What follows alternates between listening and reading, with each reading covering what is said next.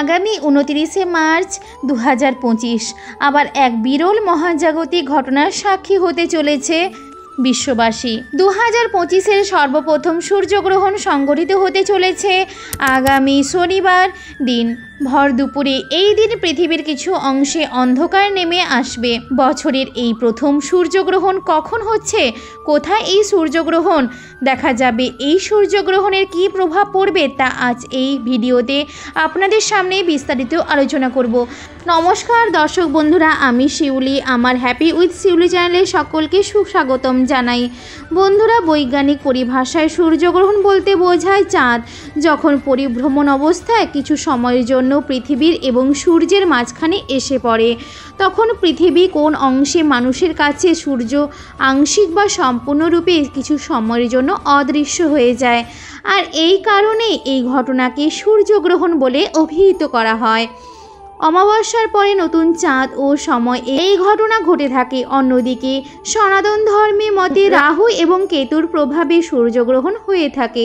জ্যোতিষশাস্ত্রে সূর্যগ্রহণের অন্যতম কারণ হিসেবে গণ্য করা হয় রাহুকে, ফলে সূর্যগ্রহণকে শাস্ত্রে অশুভ হিসেবে গণ্য করা হয়। বৈজ্ঞানিক এবং জ্যোতিষ উভয় ক্ষেত্রেই সূর্যগ্রহণের প্রভাবকে স্বীকার করে নেওয়া হয়েছে। 29 মার্চ শনিবার বছরের এই প্রথম সূর্যগ্রহণটি একটি আংশিক সূর্যগ্রহণ হিসেবে গণ্য, যাকে খণ্ডকরা সূর্যগ্রহণও বলা হয়। এই দিন সূর্যের চারপাশে গ্রহণের সময় উজ্জ্বল বলয়ের মতো একটি আভা তৈরি হয়, যা সাধারণত রিং অফ ফায়ার নামে পরিচিত। বছরে এই প্রথম সূর্যগ্রহণটি সম্পন্ন হচ্ছে চৈত্র মাসে কৃষ্ণপক্ষের যে অমাবস্যা, যাকে ভূতুরি অমাবস্যা বলা হয়, সেই অমাবস্যা তিথিতে। আর যেহেতু এই দিন শনিবার পড়েছে, তাই এই অমাবস্যাকেও আবার শনিশ্বরী অমাবস্যাও বলা হয়। এই সূর্যগ্রহণটি সম্পন্ন হচ্ছে মীন রাশি এবং উত্তর ভাদ্র নক্ষত্রে। জ্যোতিষশাস্ত্র মতে এই দিনে আবার গ্রহ তার রাশি পরিবর্তন করে মীন রাশিতে প্রবেশ করছে, ফলে জ্যোতিষশাস্ত্র অনুযায়ী এই গ্রহের শনি প্রকোপ সব থেকে বেশি থাকবে। বন্ধুরা, বছরের এই প্রথম সূর্যগ্রহণটি সম্পন্ন হচ্ছে দুপুর বেলায়। 29 মার্চ শনিবার দুপুর 2:21 থেকে শুরু হচ্ছে এই সূর্যগ্রহণ। এই গ্রহণের মধ্যকালীন সময় থাকছে বিকেল 4:17 এবং এই গ্রহণের মুখ্য অর্থাৎ গ্রহণের সমাপ্তি হচ্ছে সন্ধ্যা 6:14 পর্যন্ত। এই গ্রহণের স্থিতি অর্থাৎ সময়কাল থাকছে 3 ঘন্টা 53 মিনিট। বছরের এই প্রথম সূর্যগ্রহণটি অবশ্য সর্বত্র দেখা যাবে না। এই গ্রহণটি মূলত দৃশ্যমান হবে উত্তর আমেরিকা, ইউরোপ, রাশিয়া, সামা ও নিউজিল্যান্ড, ফিজি, আটলান্টিক মহাসাগর থেকে ভারতবর্ষ সহ ভারতীয় উপমহাদেশে যেমন বাংলাদেশ, নেপাল, ভুটান, পাকিস্তান এই সকল অঞ্চল থেকে এই সূর্যগ্রহণটি অদৃশ্য হিসেবে প্রতীয়মান।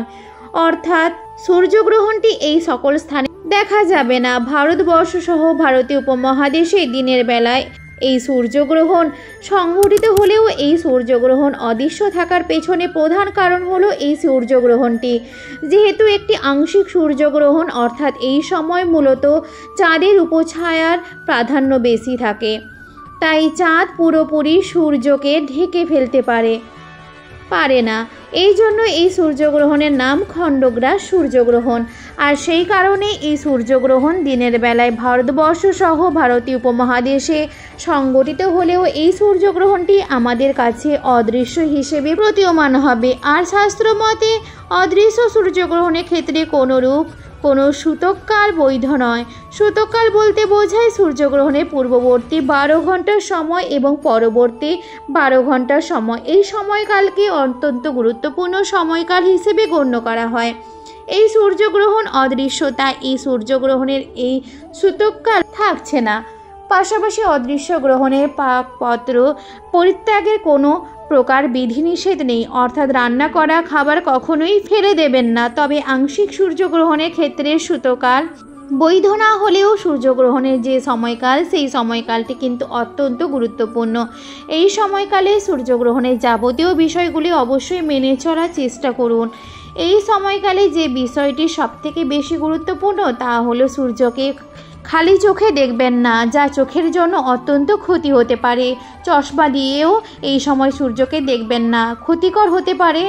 সূর্যগ্রহণের সময় সূর্যকে নিরাপদে দেখতে বিশেষ ধরনের চশমা অথবা টেলিস্কোপ বা অন্য কোনো উপযুক্ত ব্যবস্থা গ্রহণ করে আপনি সূর্যকে দেখতে পারেন। তবে আকাশ যদি মেঘলা থাকে সেক্ষেত্রে সূর্যের আলো সরাসরি চোখে না পড়লে এক্ষেত্রে আপনি নিরাপদে আকাশ দেখতে পারেন।